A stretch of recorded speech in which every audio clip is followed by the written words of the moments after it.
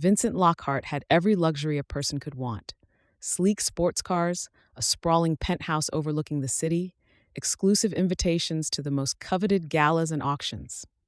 At just 31, he'd become a self-made billionaire in the tech sector, known for forging an empire on intuitive mobile applications that transformed daily life for millions. Headlines dubbed him a visionary, while socialites vied for a place on his arm at red carpet events. Yet beneath the polished suits and polite smiles, Vincent felt a gnawing emptiness. Late one evening, he stood on his penthouse balcony, the glittering metropolis spread below him. City lights winked back like little illusions. He'd built a world around wealth, but it no longer satisfied his deeper longing for authenticity and real connection. He sipped from a crystal tumbler of water, ignoring the half-finished bottle of expensive wine behind him. Another day, another wave of accolades, another night where he felt alone in a crowd of admirers. He'd once found meaning in the hustle. Growing up in a financially struggling family, he'd vowed to secure a better future. But now that he had everything, he found himself wondering, what's next? A memory surfaced, his mother's gentle voice urging him, when you have more than you need, remember to help those with less. She'd worked 2 jobs, volunteering at a community shelter whenever she could spare the time, teaching him small acts of kindness matter. Though she'd passed on years ago, her words echoed in his mind, leaving him restless. He set down his glass. Perhaps a philanthropic venture would do him good. He'd contributed money to charities before, but maybe it was time to get involved more personally, something hands-on, away from cameras or boardroom expectations. Spinning his phone between his fingers, he navigated to a search bar and typed "volunteer opportunities near me." Pages of results flickered across the screen. Soup kitchens, homeless shelters, after-school programs, animal rescues. He scrolled absently until a small shelter's webpage caught his eye. Riverside Haven, providing shelter and hope for those in need. A modest site, clearly run on a shoestring budget. They offered meals, beds for the homeless, counseling, job placement assistance, and transitional housing for families in crisis. The volunteer tab read, "Looking for passionate souls to help us serve the community. No experience necessary."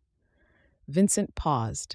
This place looked genuine, under-resourced, and overshadowed by bigger nonprofits. Maybe it was the perfect spot to reconnect with the values his mother had instilled. He typed a quick email. "Hi, I'd like to learn more about volunteering. I can help with meal service, cleaning, anything you need." Before he could second guess, he hit send. Warmth bloomed in his chest. Maybe, just maybe, stepping out of his comfort zone would fill the hollow parts inside him. He caught a reflection of himself in the window. Designer shirt, that faint line of worry on his brow, and almost laughed. The philanthropic events he'd attended usually were black tie fundraisers. But this? Serving food, scrubbing floors? Yes, it might be exactly what he needed. Something real. As he drifted to bed that night, a cautious excitement stirred.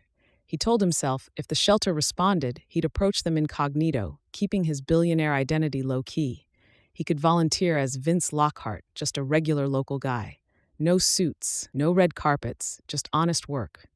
Maybe no one would recognize him, and he'd finally experience a sense of genuine human connection without the tinted lens of wealth. He didn't realize it then, but that late-night impulse would soon lead him to an extraordinary woman, a shelter worker, who'd show him not just how to help, but how to open his heart in ways he never dreamed. A week later, Vincent eased his sleek black SUV into a nondescript lot behind a weathered brick building. He'd chosen his older vehicle, a subdued model used by staff for errands, to avoid drawing attention with his usual high-end cars. Donning worn jeans, a simple t-shirt, and a baseball cap, he wanted to blend in. For added measure, he left behind all items that might betray his status. No gold watch, no diamond cufflinks, no private security tailing him. He stepped out onto cracked asphalt. The sign over the side entrance read Riverside Haven in faded lettering.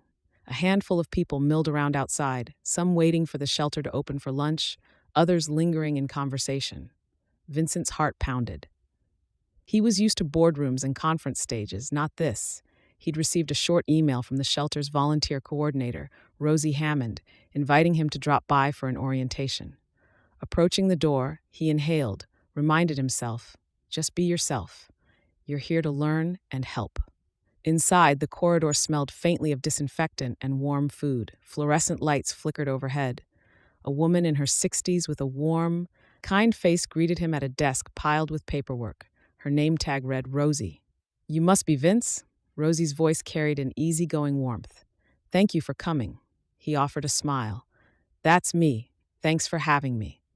She ushered him down a hallway lined with posters, reminders about health clinics, job listings, free counseling sessions. He glimpsed a small recreation room where an older man read a newspaper, and a single mother cuddled her toddler in a corner.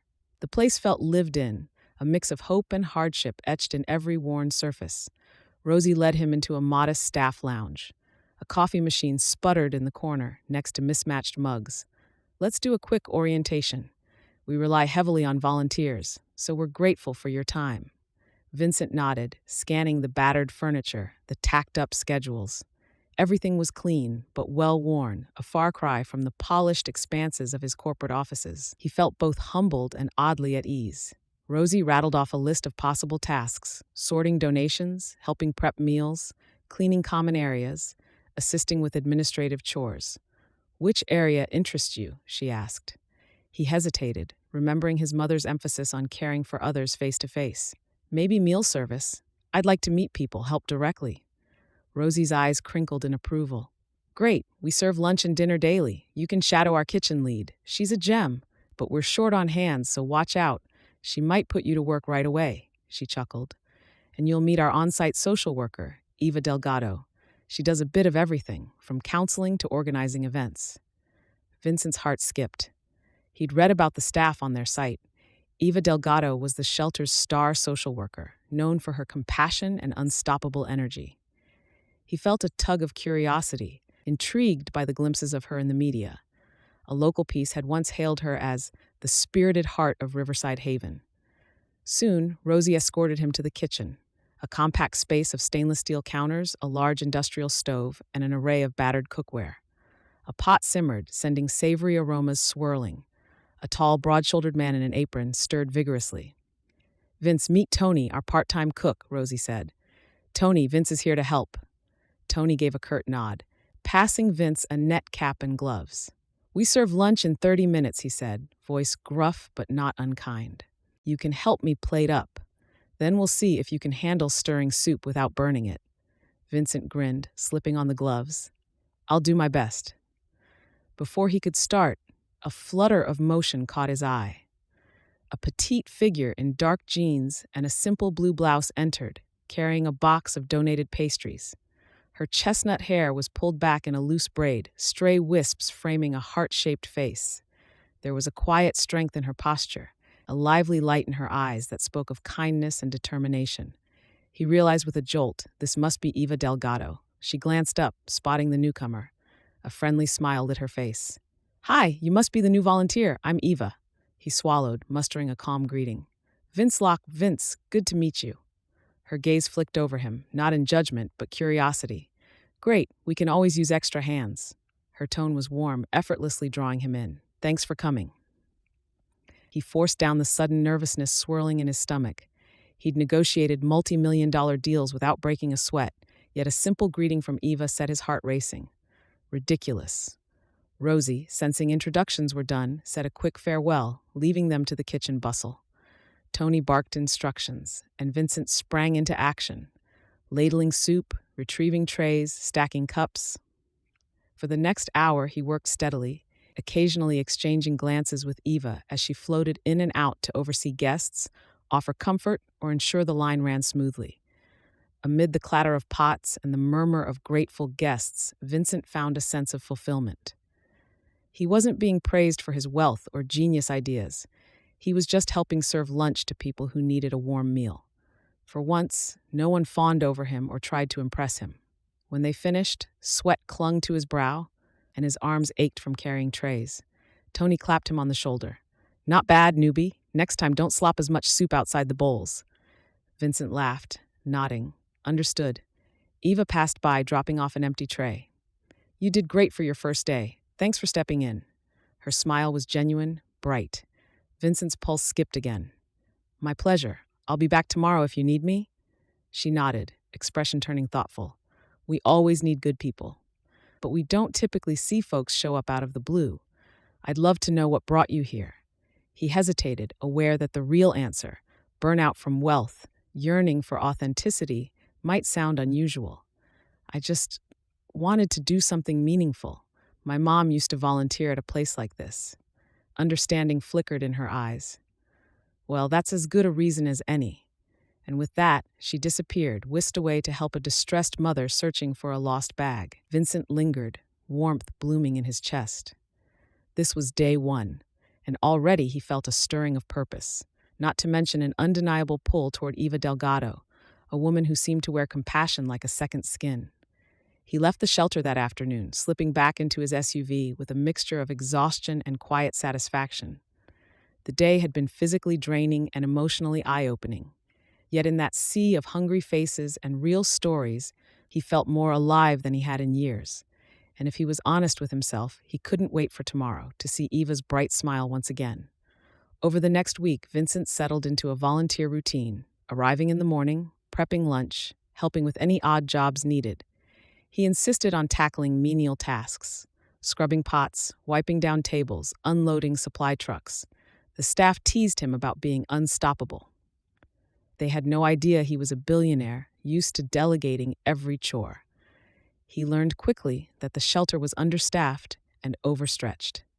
Tony managed the kitchen on part-time hours, Rosie handled administrative duties, and Eva Delgado essentially wore every hat: counselor, case manager, coordinator of donations, even first aid if someone showed up ill. She floated around the facility, exuding empathy and competence in equal measure. Each morning, Vincent found himself hoping for a moment to speak with her, beyond the polite hello or "where should I stack these boxes?" They'd catch glimpses of each other amid the chaos. Sometimes they'd exchange a quick grin across the dining hall. Other times they'd brush shoulders in a crowded hallway, sending a jolt of awareness through him. One brisk afternoon, after the lunch rush subsided, Vincent ventured into the multipurpose room, an area used for counseling sessions and job interviews. He was hauling a box of donated clothing when he heard Eva's voice inside. Pausing by the doorway, he overheard her talking gently to a middle-aged man, promising to connect him with a job training program. The man sounded relieved, thanking her repeatedly. Minutes later, Eva emerged, shoulders drooping slightly from mental fatigue. She nearly bumped into Vincent, letting out a small gasp. "Oh, sorry, I didn't see you." He steadied her with a hand on her arm, concern flooding him. "You okay?" She exhaled, rubbing her eyes. "Just a lot going on." That was Mr. Persmat Hayes. He's been homeless for a year since losing his job. I'm trying to get him placed somewhere. Her gaze flicked to the box in his arms. "That for the clothing drive?" He nodded, empathy stirring. "Yeah, need help sorting?" She paused, then nodded. "Sure, if you have time. The donation closet is a wreck." They carried the box down a side corridor to a cramped room lined with shelves and bins overflowing with clothes, toiletries, and random items. Eva flicked on a flickering light. "Here we are, the chaos zone." Vincent set down the box, rolling up his sleeves. "Let's tame it." They spent the next hour sorting by type: men's shirts, women's pants, kids' jackets. He realized how vital these donations were. Some guests arrived with barely the clothes on their back. Meanwhile, Eva explained the center's biggest challenges: inadequate funding, lack of transitional housing, too few social workers. "I dream of expanding," she said, folding a stack of t-shirts. "We could add more counseling rooms, a daycare corner for kids, but the budget's always short." She let out a resigned sigh. "We do what we can." He watched her, moved by her dedication. "You're making a real difference, Eva." She brushed off the compliment. "I try, but it's never enough. Some nights I go home wondering if I've failed half these people." He set aside a pile of jeans, glancing at her. "It might not be enough to fix everything, but you're changing lives. That's more than most can say." Her cheeks warmed at his earnest tone. "Thank you, Vince." A quiet hush settled, broken only by the rustle of clothing. He wanted to reveal who he truly was, vow to fund expansions, solve the budget woes, but caution held him back. He worried about overshadowing her efforts or changing the dynamic. Instead, he ventured a safer question. "How did you end up working here?" Eva folded a worn jacket, a wistful smile crossing her lips. I studied social work in college. My family was poor growing up, and we got help from a shelter like this once. I promised myself I'd give back someday. Vincent nodded, heart twisting with empathy. That's admirable. You must see a lot of heartbreak here. She nodded, eyes distant. Yes, but also resilience. People can be incredible when they have the right support. That keeps me going.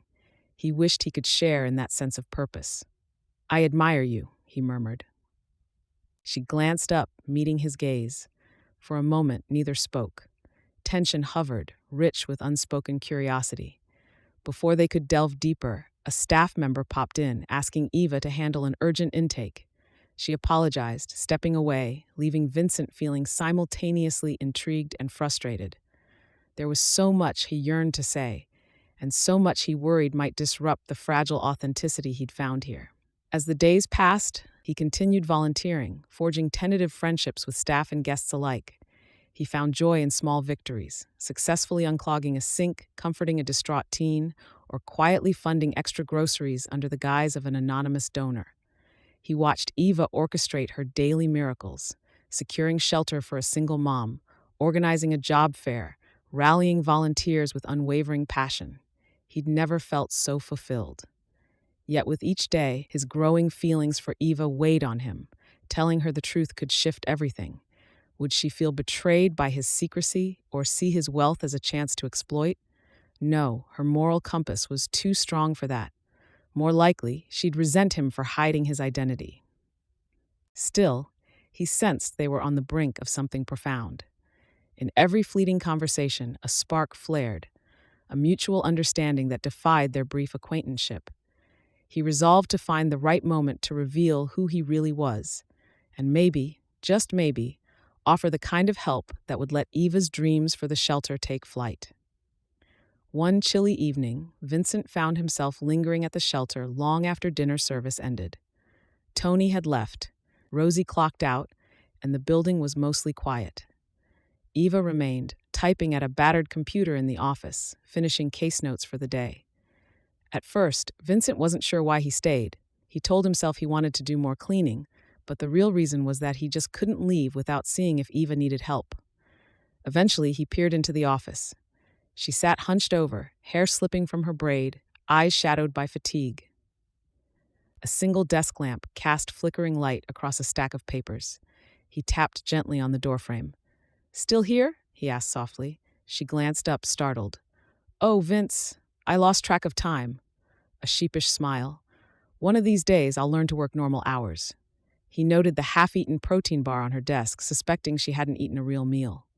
"Have you had dinner? The kitchen's closed, but I could run out and grab something." Eva's gaze flicked to the clock, nearly 9 p.m. She rubbed her temple. "I actually missed dinner entirely. It'd be nice if you don't mind." He offered a small grin, relief flooding him. "I don't mind. Chinese takeout, pizza, or something else?" "Chinese," she said, brightening. "The place on Maple Street stays open late. Their dumplings are amazing." "Dumplings it is," he said, heading off. 15 minutes later, he returned with a paper bag releasing steamy scents of garlic, soy, and sesame. Eva cleared a corner of her desk. They perched on old chairs, using the desk as a makeshift table. Chopsticks tapped on cardboard boxes, the warm food a welcome comfort after a long day. He savored each bite, more so for the company than the cuisine. Eva sighed happily. "I was starving, thank you." He shrugged, brushing it off. "Least I can do, considering all you do for everyone else." They ate in companionable silence for a while, the clock ticking. Eventually, curiosity got the better of him.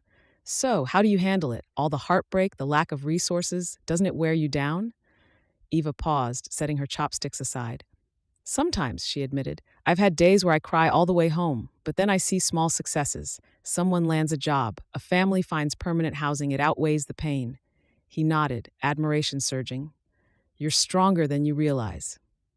A rueful laugh escaped her. "I'm just determined, I guess." Her gaze lifted to meet his. "And you? Why do you keep coming back here? It's not just about doing something meaningful, is it?" He swallowed, caught off guard by her perceptiveness. I wanted to get out of my bubble, I guess. I had this life that was all about success and money, but it felt empty.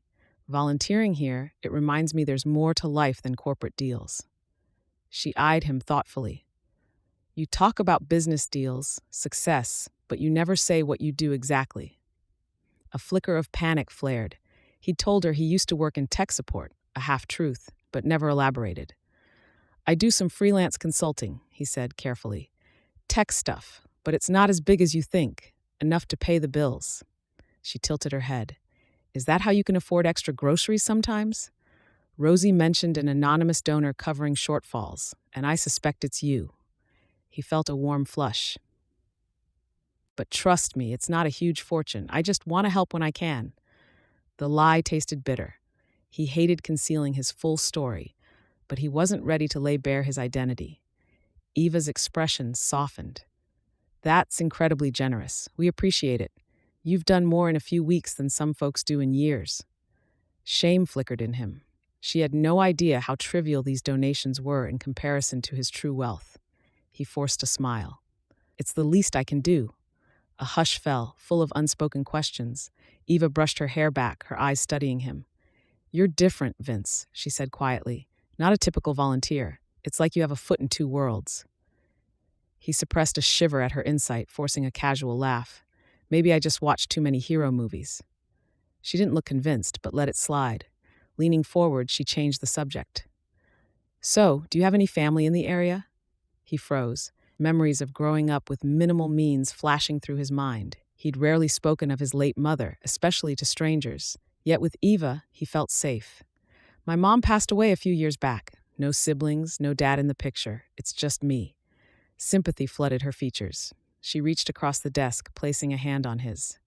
I'm sorry, that must be lonely. He nodded, trying to maintain composure. It can be. Her thumb stroked his knuckles gently. You have a caring heart. I bet she'd be proud of you. He swallowed the tightness in his throat. Thanks, he whispered. They remained like that, hands joined over Chinese takeout for a moment that felt timeless. He wanted to draw her in, confess everything swirling inside him, the secrets, the wealth, the confusion, the growing feelings for her. But fear of shattering the fragile bond kept him silent. At last, she withdrew her hand, cheeks slightly pink. It's late. You should head home before I rope you into some project that'll keep you here all night. He managed a soft chuckle, gathering the empty containers. Deal, but let me help you clean up first. They tidied the office, lingering in each other's proximity. When everything was done, Vincent donned his jacket, walking her to the entrance. A brisk wind rustled the street. The faint glow of street lamps illuminated them in a pool of light. As she locked the door, their eyes met. Thank you again, she said softly, for dinner, for everything. Without thinking, he reached out, tucking a stray lock of hair behind her ear. Anytime. Warmth hummed in the space between them. He wrestled with the urge to kiss her, but prudence held him in check. Instead, he backed away, giving a small wave. Get some rest, Eva. She nodded, stepping off the curb. Good night, Vince. He watched her climb into her aging sedan, heart throbbing with unspoken longing. Then he climbed into his own SUV, thoughts swirling. This connection felt deeper each passing day. Sooner or later, he'd have to tell her the truth. But tonight, he clung to the fragile magic of the moment. Two souls bonding over cheap dumplings and a shared desire to help others. Weeks turned into a month, and Vincent's volunteer stints became a regular fixture of his life.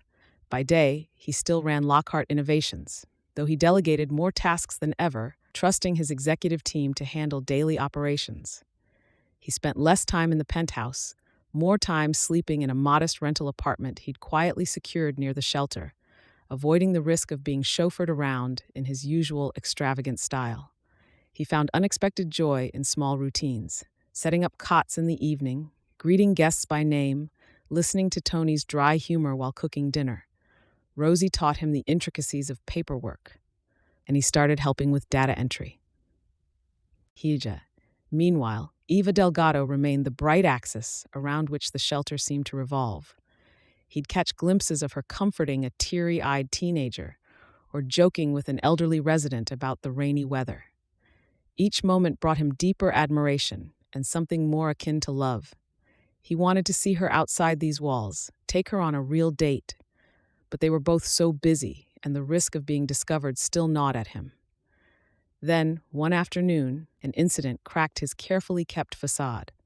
A reporter from a local paper came by, wanting a human interest story on the shelter. Vincent tried to steer clear, but the man recognized him, not from tabloids, but from a tech conference the previous year. The reporter's eyes widened, flicking between Vincent's casual clothes and the battered walls of the shelter. "Mr. Lockhart, what are you doing here?" Vincent tensed, scanning for Eva or the staff. They were busy in another room. "Good. Keep it down," he whispered harshly. "I'm volunteering. I'd rather keep a low profile." Shock played across the reporter's face. "But you're the founder of Lockhart Innovations." Vincent nodded curtly, dread coiling in his chest. "Yes, but please, no story about me. This shelter is about the community, not me." The reporter's expression wavered between confusion and curiosity. "Is this some secret philanthropic project?" Vincent sighed. "I just want to help, quietly, that's all." The reporter gave him a measured look. "I can respect that, but this is newsworthy. A billionaire volunteering incognito?" Vincent's mouth went dry. "Please, there are enough stories about me. I don't want the staff to treat me differently or overshadow the real work here. Can we keep it off the record?" The reporter hesitated. "I came to do a piece about the shelter's work. If you want anonymity, I can omit your name, I guess. But if someone else leaks it, I can't control that." Heart pounding, Vincent offered a stiff nod. "Thank you. Just focus on the shelter's impact. They deserve the spotlight, not me." The reporter pursed his lips, but at that moment, Tony emerged from the kitchen, calling for Vincent's help. Taking the out, Vincent darted away, adrenaline coursing. The risk of exposure loomed larger than ever. That evening, while stacking canned goods in the pantry, Eva approached, noticing his tense posture. "Everything okay?" He mustered a casual shrug. "Yeah, just a lot on my mind." She studied him, brow furrowing. "You've been quiet all day." He forced a light laugh. "I guess I'm tired. Between volunteering here and my consulting gigs, it's a bit much." Her eyes softened. "You need to take care of yourself, too. We can't afford to have you burn out." He paused, resting down the impulse to confide the truth about the reporter. Instead, he gently brushed a thumb over a smudge of dust on her cheek. "I'm okay. Just promise me you'll let me know if you need anything." She blinked at the gentle touch, her cheeks warming. "Of course. By the way, I was thinking we spend so much time here. Maybe we could grab coffee one morning, away from the chaos?" His heart skipped. "Like a date?" Her lips curved shyly. "If you want to call it that. Or just two overworked volunteers getting caffeine." He laughed softly, relief and delight mingling. "A date. Absolutely." They exchanged a soft smile, a wave of anticipation rippling between them. The promise of spending time outside the shelter lit him with cautious joy, but overshadowing it was the knowledge that at any moment his secret might unravel. He left that night, mind swirling with both excitement for the upcoming coffee date and worry about exposure. Tomorrow, perhaps he'd confide in Eva, tell her the truth before she learned from someone else. Because if she discovered his lie secondhand, it might break the fragile trust they'd built. And that was a risk Vincent wasn't willing to take. 2 days later, the sun peeked through scattered clouds as Vincent parked outside a modest cafe near the shelter. He'd arranged to meet Eva at 8 a.m. before they both headed to Riverside Haven. Nerves fluttered in his stomach, far more intense than any corporate negotiation. Inside, the cafe smelled of fresh pastries and roasted beans. Warm, natural light flooded the small seating area with cozy charm. Vincent settled at a corner table wearing a simple plaid shirt and jeans. He felt both anticipation and dread swirling. Today he'd tell her. He had to. The alternative risked betrayal if she found out from someone else. Moments later, Eva walked in, scanning the room until she spotted him. She wore a light jacket over a floral blouse, hair down in loose waves, a gentle departure from her usual ponytail. Vincent's heart lifted at the sight of her. She approached, her smile transforming her entire face. "Morning," she said, sliding into the seat opposite him. "I love this place's croissants. You have to try one." He nodded, smiling. "Then let's order two?" They approached the counter together, picking out croissants, almond for her, chocolate for him, and cappuccinos. The cafe was quiet enough that they could speak without interruption, an intimacy forming in the small circle of their table. "How'd you sleep?" she asked, taking a sip of her cappuccino. He shrugged, focusing on swirling foam in his own cup. Not great. Thinking about stuff. She arched an eyebrow. Stuff, huh? That's not cryptic at all. He mustered a shaky laugh, inhaling. Look, Eva, there's something I need to tell you. A hint of worry crept into her expression. Okay? He set down his cup, hands clasped. I haven't been completely honest about who I am. I didn't lie exactly, but I kept a lot back. He hesitated, bracing for her reaction. I'm not just some freelance tech consultant. I own Lockhart Innovations. She blinked, confusion playing across her face. Lockhart Innovations? Wait, that massive tech company? He nodded, voice raw. Yes, I'm its founder and CEO. I'm a billionaire. Silence stretched, tension thick in the air. Eva's eyes widened, flicking over him as if searching for any sign that this might be a joke. Her voice came out in a whisper. Billionaire? Are you serious? He swallowed the knot in his throat. Yes, my name's Vincent Lockhart, but I never told you that part because I wanted to volunteer anonymously, to not overshadow the shelter's mission. I was tired of being treated differently. I found a sense of normalcy here. She stared, shock warring with disbelief. So all those times you donated groceries or supplies, that was basically pocket change for you? He gave a grimace of apology. Yes, though I meant it sincerely. I was trying to help in small ways that wouldn't blow my cover. Her mouth opened, closed, then opened again. This is a lot, Vince. She raked a hand through her hair. I can't believe you're that man. I've seen news articles about you. You're on Forbes lists. What's going on? He forced calm. I got burnt out, Eva. My life is all wealth and corporate responsibilities, but I felt empty, so I did what my mother taught me. I found a place to volunteer, to reconnect with real people. That's how I met you. She placed both elbows on the table, burying her face in her hands momentarily. Wow, this is insane. Then she lifted her gaze, meeting his eyes. Why tell me now? His tone softened. Because I like you, a lot, and it's been weighing on me, keeping this secret. The thought of hurting or deceiving you was tearing me up. You deserve honesty. She exhaled sharply, leaning back. All this time, I thought you were this kind, down-to-earth guy just scraping by. And you are kind, just loaded and powerful. It changes how I see you. I don't know if that's fair, but it does. He braced for rejection. I understand if you're upset. I should have told you sooner, but I was afraid it'd ruin things, our friendship, any chance of more. She looked away, chewing her lip. I just need to process. You're the same person, right? The one who cleans floors, jokes with Tony, helps me track donations? He nodded earnestly, eyes pleading. Yes, that's me. My wealth is just a circumstance, not my heart. You've seen who I am when I'm not wearing a suit. Slowly, she nodded, gaze flicking back to him. This is a lot to take in. Part of me is mad you kept it hidden, but another part understands why. The shelter sees so many short-term volunteers. I guess you needed real connection. He reached across the table, tentatively placing his hand on hers. Eva, I never meant to lie. I swear. I just fell for the work, and I fell for you. She inhaled sharply, tears threatening. You're sure about that? I mean, I'm just a social worker at a struggling shelter. How could I fit into your billionaire world? He squeezed her hand gently. Don't say that. You fit anywhere you want to be. If anything, I'm the one who's unworthy. You've been dedicating your life to helping others. I admire you more than I can express. Her eyes shimmered with emotion. For a moment, neither spoke, locked in a swirl of vulnerability. At last, she withdrew her hand, pressing it to her chest. I need time to sort through this, but I don't want you to vanish. We can keep talking. Just let me breathe, okay? Relief flooded him. He'd feared a complete shutdown. Of course, I'll give you space. We can keep working together at the shelter as usual if you'll still have me. She managed a faint laugh. I doubt Rosie and Tony would let you go that easily. A tentative smile tugged at his lips. And you? Her gaze flickered with warmth. I'm not sure yet, but I'm not running away. Let's see how this unfolds. They finished their coffees in a pensive hush. The once cozy cafe felt charged with tension, but also a flicker of hope. As they parted ways outside, Eva gave him a quick hug. It was stiff at first, but she clung slightly longer than expected. He watched her drive off, heart pounding. The truth was out now, his identity bared. The next moves were hers to make. Still, he clung to her parting words. She wasn't shutting him out entirely.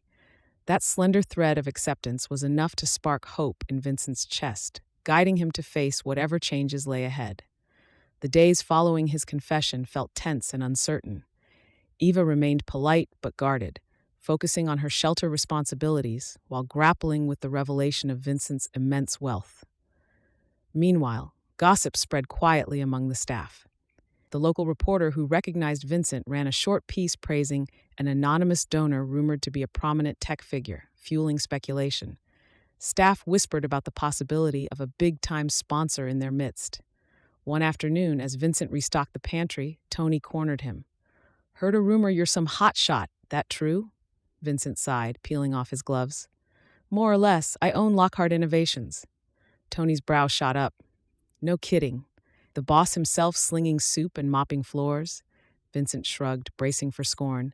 "I just want to help, not show off." Tony studied him, then gave a tight nod.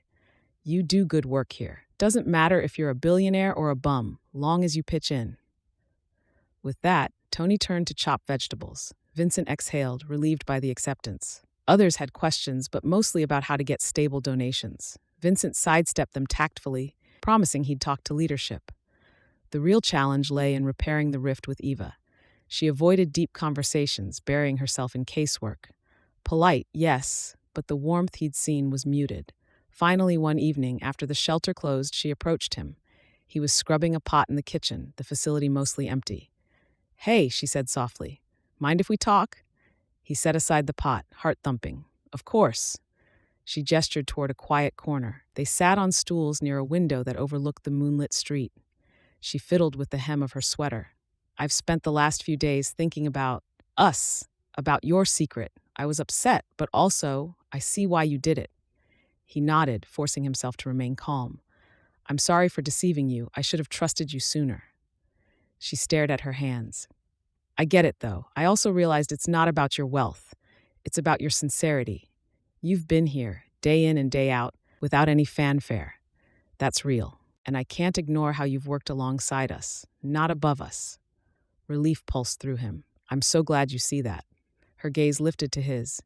"But I'm still scared. Your world, it's huge, powerful. Mine is small, scraping by. How do we mesh them without losing who we are?" He reached for her hand, gently clasping it. "By taking it slow, step by step.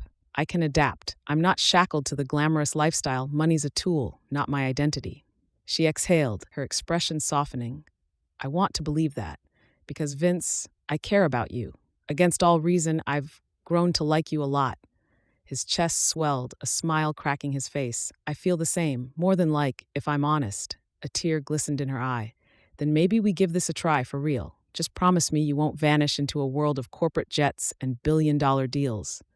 He squeezed her hand. "I promise. I want to stay involved here with you. We can figure out the rest together." A tentative laugh escaped her. "Okay, then we have a date tomorrow, right? After the shift, maybe dinner that's not eaten over a battered desk?" His grin widened. "Absolutely. I'll pick you up, but let's keep it simple. Somewhere you'll feel comfortable." "Simple suits me fine," she agreed, an affectionate sparkle returning to her gaze. They lingered, hands intertwined, the clang of the city outside overshadowed by the quiet hush of the now empty kitchen. Vincent felt a tidal wave of relief. She was giving him a chance. Despite the revelations, despite the differences in their worlds, he brushed a soft kiss to her knuckles, earning a shy smile that left him breathless. That night, as he left the shelter, the air tasted sweeter. The staff accepted him. Eva was willing to see if their bond could grow. Yes, challenges loomed, media attention, the possibility that some might see her as a gold digger. But with every step, Vincent felt sure their connection was strong enough to weather the storm. A week later, Vincent found himself standing outside a quaint Italian bistro with Eva. She wore a simple coral dress, hair pinned up, looking both elegant and approachable. He'd chosen khakis and a collared shirt, refined, yet not flashy. The hostess guided them to a candlelit corner table, the atmosphere hushed and intimate. They ordered pasta dishes and sipped wine, conversation flowing easily. Eva told him about her childhood, how she discovered her calling for social work after her family nearly lost their home. Vincent listened, enthralled by her depth of empathy. In turn, he opened up about life before his fortune, the cramped apartment he and his mother shared, the relentless drive that fueled his success. He'd rarely shared these personal stories, but with Eva, it felt natural. She toyed with a piece of bread. "If your mom could see you now, what do you think she'd say?" His throat tightened. "She'd probably fuss at me to donate more or use my resources for bigger changes." A sad smile curved his lips. "I wish she could meet you." Eva's eyes softened, her foot nudging his under the table in a gentle comfort. "She'd be proud of what you're doing at the shelter." He set down his fork, letting out a slow breath. "I want to do more. I've been in talks with Rosie and the board. Maybe an expansion, new counseling rooms, improved dormitories. If they'll accept my help, that is." Eva's face lit. "That's incredible.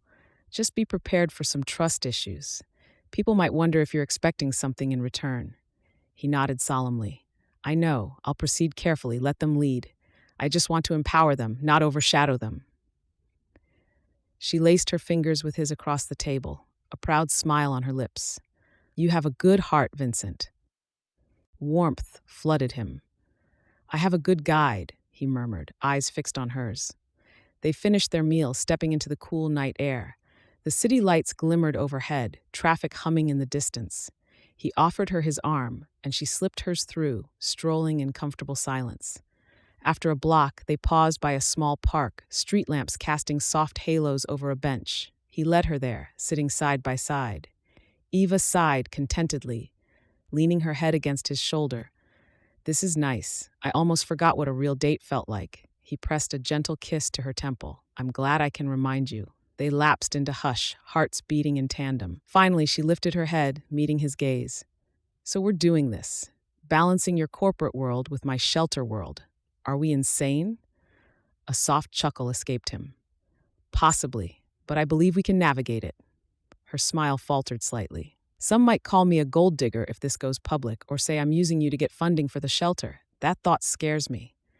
Pain stabbed his chest. "Anyone who knows you wouldn't believe that for a second. But I won't pretend the media can't be cruel." He inhaled, searching her eyes. "We face that together. I'll shield you as best I can, or we can keep it private. It's your call." She considered, brow furrowing. "For now, maybe low-key is best. Let the expansions happen organically. We'll reveal your involvement when everyone's ready, but I won't hide that we're together, at least not from the staff who care." Relief coursed through him. "Agreed. Step by step." They stood, continuing their walk. She clung to his arm, occasionally giving him a playful nudge. The tension that once loomed between them felt far away, replaced by a promise of building a life that merged two seemingly different realms. She teased him about eventually letting her see his fancy penthouse, and he teased back, warning her it was sterile and lonely. They laughed, forging a shared vision of how their future might look, perhaps a cozy apartment near the shelter, or a mix of city and neighborhood living. As they reached her apartment building, she turned with shy vulnerability. "Thank you for tonight. It was perfect." He took her hands, drawing her closer. The overhead light from the stoop cast warm shadows across her face. "Every moment with you feels perfect." Before either could overthink, he leaned in, capturing her lips in a tender kiss.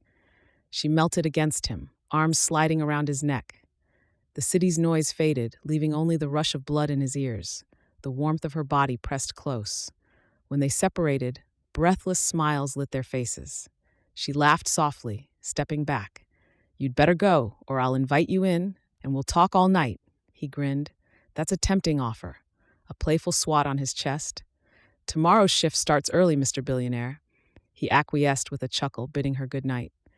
As he drove away, adrenaline soared through his veins. This was real, a love bridging different worlds, tested by secrets but growing stronger each day. And though obstacles still loomed, Vincent felt certain that with Eva by his side, he'd finally found a purpose deeper than any bottom line. 3 months later, Riverside Haven bustled with new life. Through careful collaboration with the shelter's board, Vincent had funded much-needed renovations, a new counseling wing, an expanded dining hall, upgraded sleeping quarters. Eva led the design process, ensuring everything remained humble, welcoming, and in tune with the community's needs. Media coverage eventually broke the story. Tech billionaire secretly volunteers at local shelter, funds major expansion. Content. The public response was largely positive, praising Vincent's low-profile philanthropy. Some cynics questioned motives, but those closest to the shelter knew better. They'd seen him scrub floors, carry boxes, bond with guests. His sincerity shone through. Eva Delgado found her workload shifting. She now had better facilities to serve clients. More families found stable transitions. More individuals got the counseling they needed. Every success story reminded her of why she loved this work and how Vincent's support accelerated positive change. Their relationship blossomed as well. By balancing her daily shelter tasks and his corporate obligations, they found a rhythm. Dinners in modest cafes, weekends volunteering side by side, nights sharing hopes and fears in candid talks. On quiet Sundays, they strolled through the improved courtyard garden at the shelter, hand in hand, greeting residents who teased them about wedding bells. One crisp autumn afternoon, they stood in that very garden, unveiling a plaque dedicated to Vincent's mother for inspiring him to give back. Staff and community members gathered, clapping as Vincent said a few words. He felt tears prick his eyes, imagining his mom's proud smile. Eva squeezed his hand, unwaveringly at his side. After the small ceremony, they slipped away from the crowd. She tugged him behind a row of newly planted shrubs, giggling at the stolen moment of privacy. He wrapped an arm around her waist, gazing into her eyes. "Thank you, Eva," he whispered, "for believing in me, for guiding me to do this right." She slid her arms around his neck. "You didn't need me to do the right thing, but I'm glad we're doing it together. I've never been happier." He leaned down, pressing a gentle kiss to her lips. The applause continued in the background, but in that instant, they existed in their own intimate bubble. The shelter might have been the reason they met, but love now bound them, a force bridging their once separate worlds. Not long after, Vincent proposed in that same garden, on a quiet evening under fairy lights, he secretly strung among the shrubs. Eva's tearful yes echoed amid the laughter of Tony, Rosie, and the entire shelter staff who spied from nearby windows. It was a testament that love, like compassion, has the power to cross any divide, whether social, economic, or emotional. They married in a simple ceremony at a local park, with shelter residents, staff, and a few of Vincent's closest colleagues bearing witness. Eva wore a graceful white dress that her friends helped tailor. Vincent donned a tailored suit but no tie, reflecting the unpretentious style they'd grown to cherish. When they exchanged vows, they promised to continue dedicating themselves to each other and to serving those in need. In the aftermath, they created a permanent foundation supporting shelters across the region, replicating the Riverside Haven model. Eva became a leading voice in social work advocacy, while Vincent balanced corporate leadership with hands-on philanthropy, always remembering the day he first answered the call of his own heart. And as they stood side by side under the bright future they helped build, they knew they'd found more than love. They'd found a life's purpose. For in giving of themselves, they had discovered the deepest fulfillment and discovered how one ordinary volunteer shift could rescue a billionaire's heart, forever changing the course of two intertwined destinies.